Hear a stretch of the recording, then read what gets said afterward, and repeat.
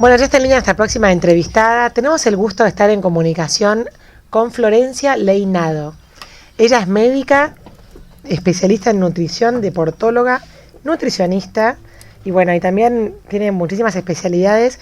Es un gusto para mí darte la bienvenida. Florencia, ¿cómo estás? Mi nombre es Elisa. Ay, sí, Elisa, ¿cómo estás? Un placer enorme. ¿Vos me escuchás bien? Yo se escucho un poco entrecortado.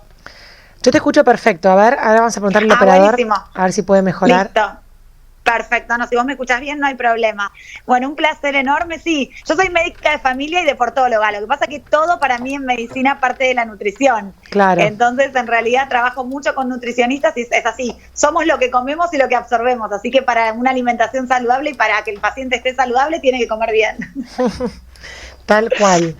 Bueno, Florencia, y mirando tenés una cuenta de Instagram llamada Functional Flower, que publicás un montón de cosas interesantísimas. Queríamos preguntarte sobre la relación entre la nutrición y aquellas enfermedades como por ejemplo una condición de autismo o mismo el Alzheimer o esas enfermedades que son complicadas y complejas. ¿Afecta la nutrición de personas que tienen este tipo de condición? Sí, en realidad no solo que afecta, sino que la nutrición en realidad en el mundo está haciendo tendencia como una terapia, ¿sí? Como hablamos de una terapia con medicación o una quimioterapia, podemos hablar, lo que se habla muchísimo en este tipo de enfermedades hoy es la terapia cetogénica.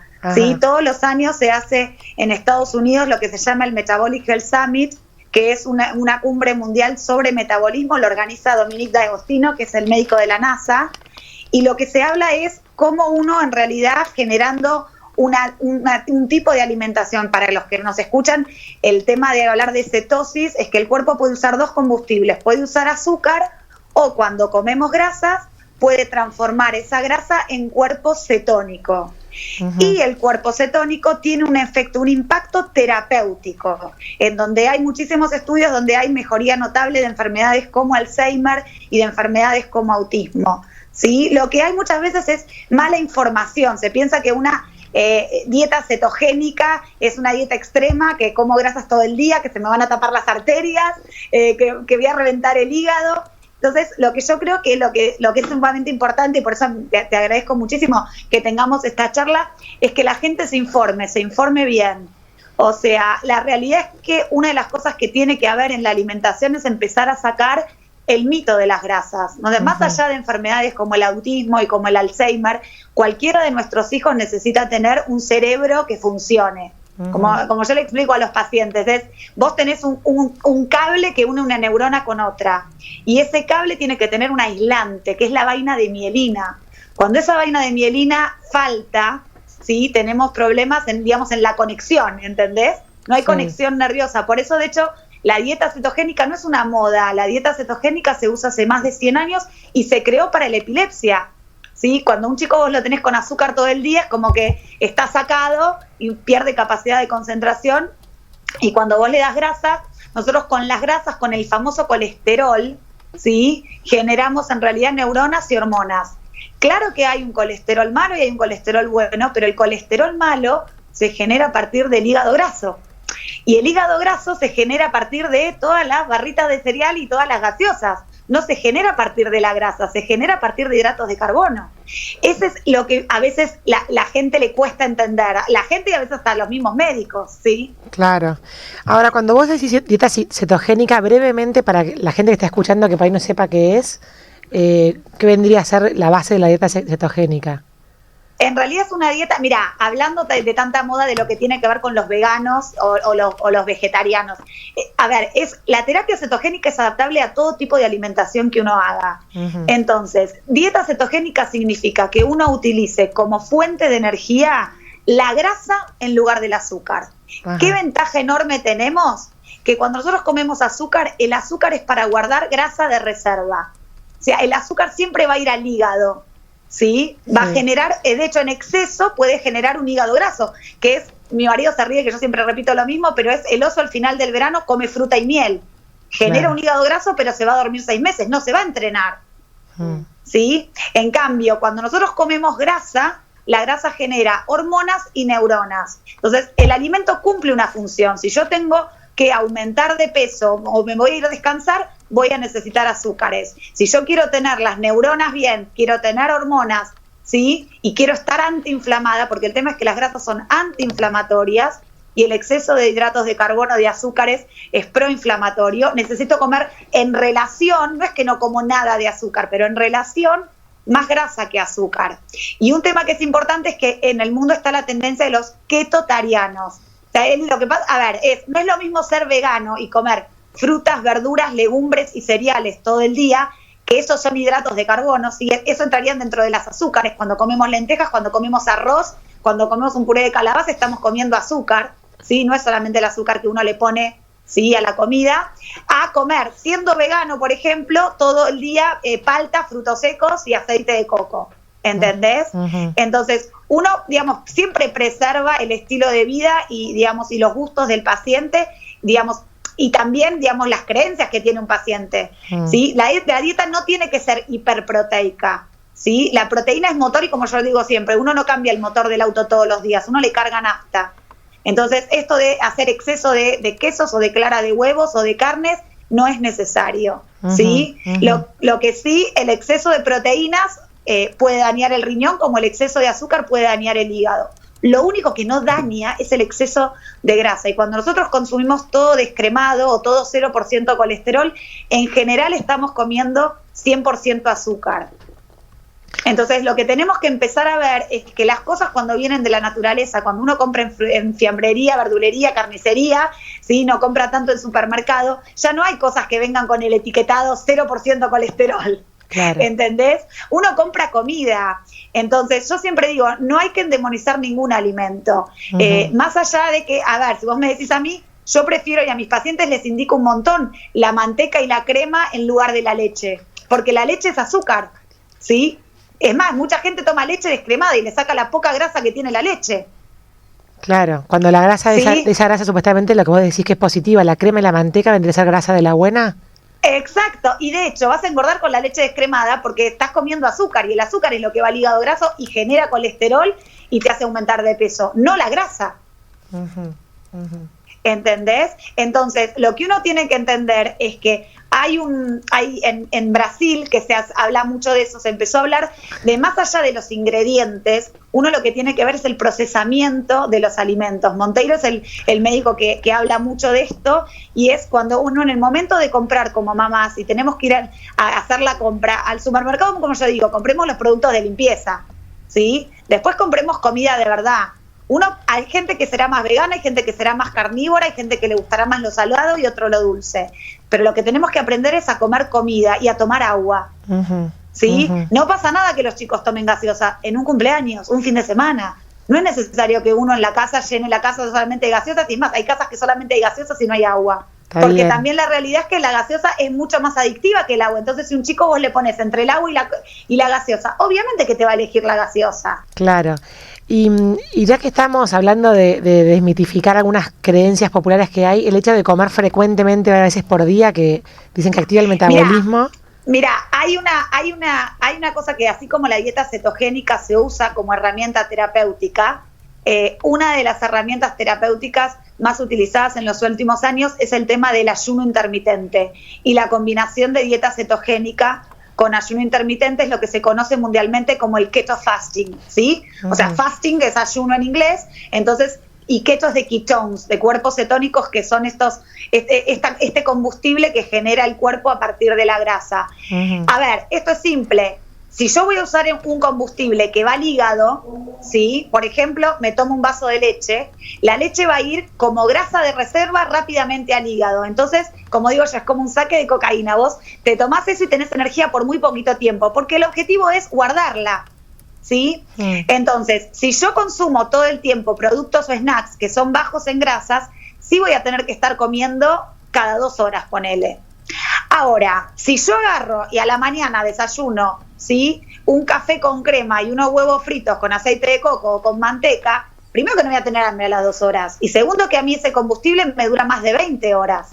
Entonces, en la medida que uno cambie de combustible y empiece a usar la grasa como fuente de energía, perfectamente puede ayunar. Y acá viene el tema, la gente no es que tiene que ayunar para bajar de peso, la gente tiene que ayunar para sanar. El premio Nobel de Medicina en el 2016 lo ganó un japonés por demostrar que el ayuno revierte Parkinson, Alzheimer y cáncer. El cuerpo repara en ayunas, el cuerpo sana en ayunas. ¿Sí? ¿De cuántas horas estamos hablando de ayuno, Florencia?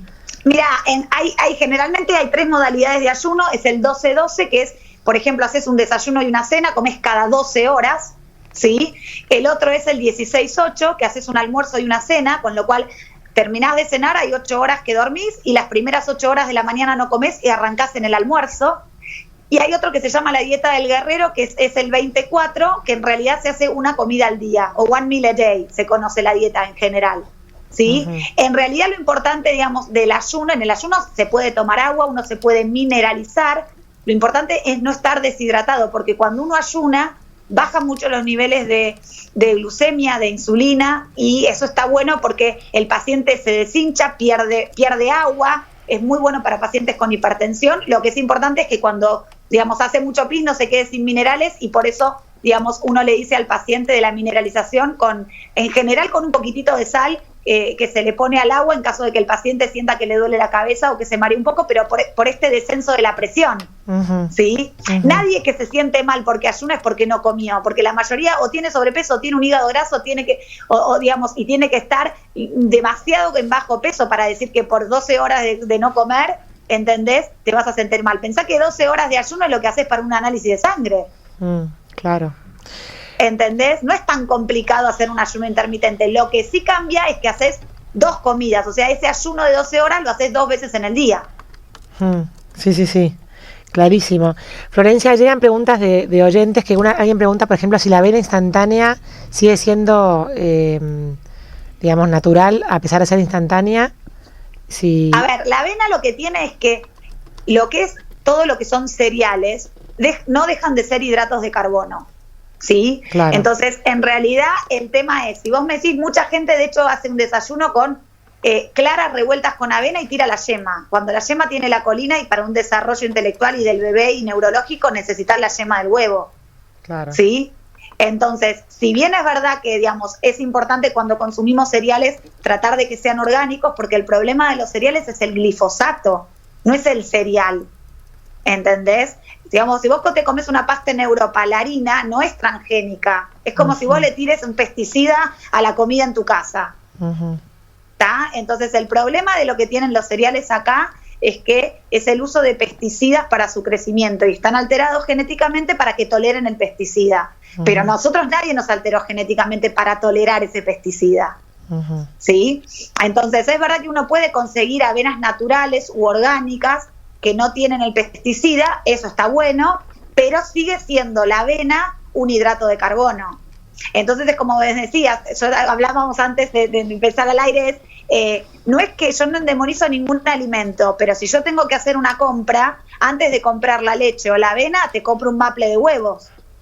Claro. Perlmutter, en su libro Cerebro de Pan, Perlmutter es un neurólogo, que habla en su libro Cerebro de Pan cómo cada vez hay más Alzheimer y la gente no come grasa pensando que la grasa tapa la arteria, y pensá que la gente que más se muere de enfermedad cardiovascular es la diabética y tiene un exceso de azúcar.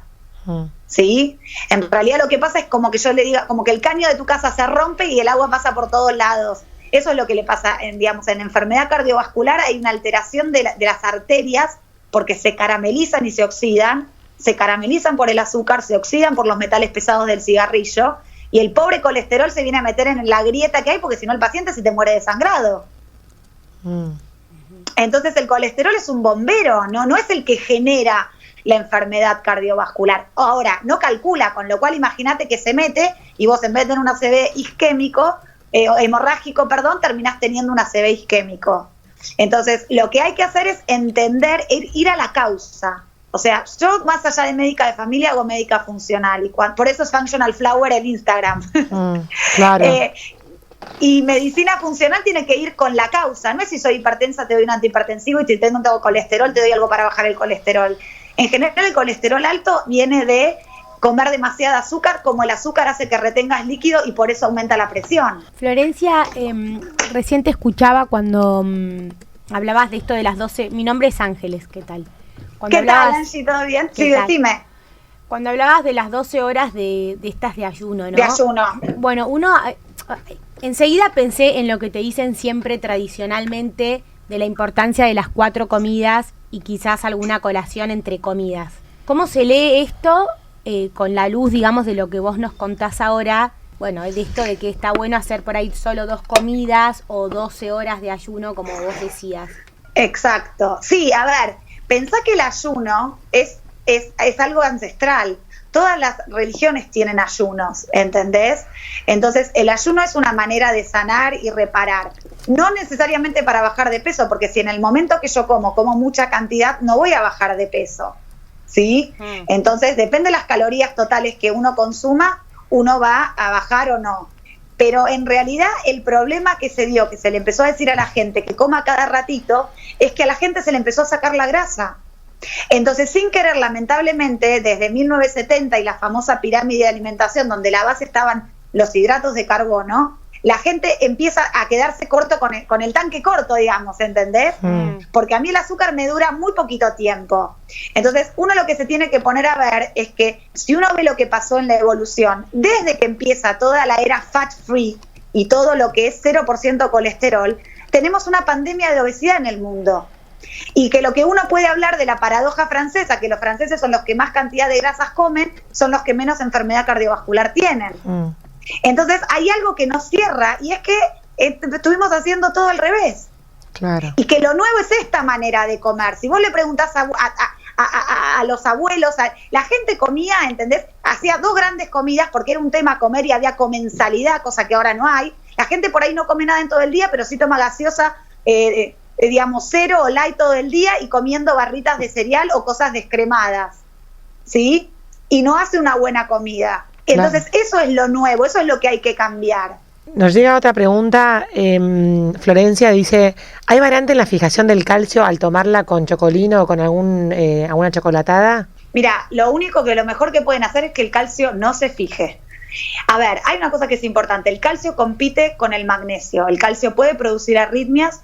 El calcio trae microcalcificaciones mamarias, el calcio produce calcificación de la carótida. El hueso es más vitamina C que calcio. ¿Cuándo la mujer tiene un problema con la osteoporosis? Cuando deja de menstruar. Entonces es una cuestión hormonal, no es una cuestión de calcio, ¿sí? Si yo a una paciente que tiene osteoporosis le doy calcio, lo que voy a generar es un aumento de la densitometría, pero con un hueso que es vidrio, ¿sí? Entonces, y hay que consumir grasas para que con la testosterona tengamos buena masa muscular que estimule al hueso para que sea un hueso fuerte, ¿sí? Pero en realidad el calcio que hay en los lácteos o en las verduras es suficiente, no hay que suplementar con calcio extra. Ok, bien. Y volviendo al tema de la grasa positiva, digamos, ¿cuáles serían las grasas que vos decís que está bueno consumir? Además de la crema y la manteca que la nombraste. Lo ideal es que las grasas positivas son las grasas saturadas. Y ahí hablamos del aceite de coco que va a la cabeza, lo mismo que la manteca, especialmente si la manteca es clarificada, que uno la puede clarificar, o sea, la calienta y saca el sobrenadante para sacarle la caseína y la lactosa y digerirla mejor. ¿Sí? Y el aceite de oliva, usarlo en crudo. Las grasas malas son los aceites vegetales hidrogenados, ¿sí? Que ¿dónde los encontramos? En todo lo que es el ultraprocesado. En general lo que tenemos cuando usamos cosas de paquete, ¿sí? Es que usan aceites hidrogenados, que al estar oxidados son esos los que aumentan el colesterol malo y aumentan la oxidación de los vasos, ¿sí? Los que generan enfermedad cardiovascular y obesidad. Qué interesante, Florencia. Te agradecemos muchísimo por estos minutos y bueno, y quedamos en contacto para quizás otra conversación cuando sobre quieran. Este tema. Me encantó. Muchísimas gracias a ustedes por convocarme. Bueno, un saludo inmenso. Adiós. Dale, adiós. Besos a todos. Chao. Bueno, y así pasaba la médica y deportóloga Florencia Leinado por Citas de Radio.